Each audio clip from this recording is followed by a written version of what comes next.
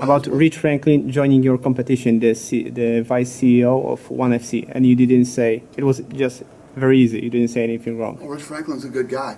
I've always had a good relationship with Rich, you know, and he's out there, you know, he's in that next chapter of his career. You know, he's out there, he's building these smoothie stores all throughout California, you know, and he's doing his thing.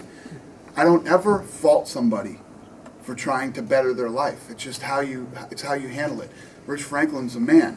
Called us up, said, I want to talk to you guys. He came in, he sat down, and never in the history of me being here will you hear a story where a guy went to better himself and came in and talked to us and we were against it or tried to hurt him. It's not how we operate.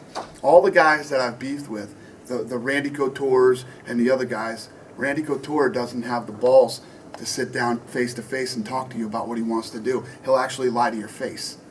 You know? Randy Couture looks like a great guy on paper. The reality of it is he's not. He's not a good guy. You can ask anybody that's ever dealt with him.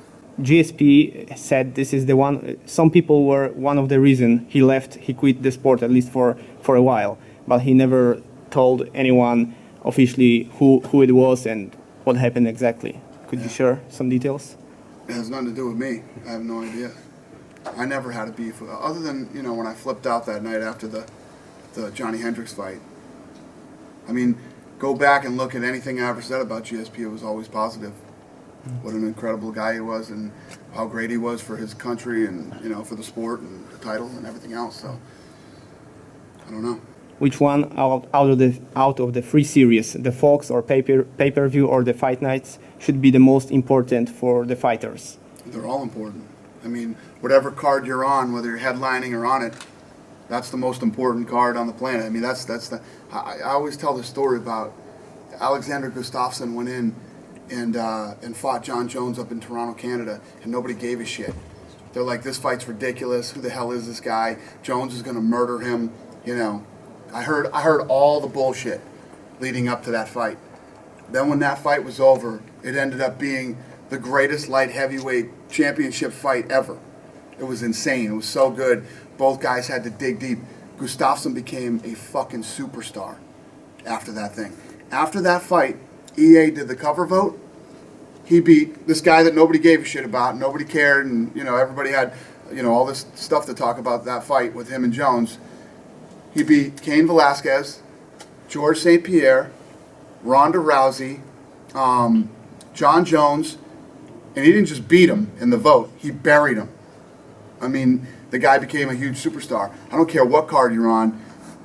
There you go. There's an example of a light heavyweight title fight on pay-per-view. Now let's take Matt Brown. Matt Brown fights on a fight night. He headlines it in Cincinnati that airs on Fox Sports 1. You know, he won 3 in a row. He won 4 in a row. When's this guy going to get his opportunity? He goes out and fights that fight that night and becomes a huge superstar the next day. People are still talking about that fight on my Twitter timeline. And now he's getting a shot at the #1 guy in the world at welterweight and could be in line for the next title shot.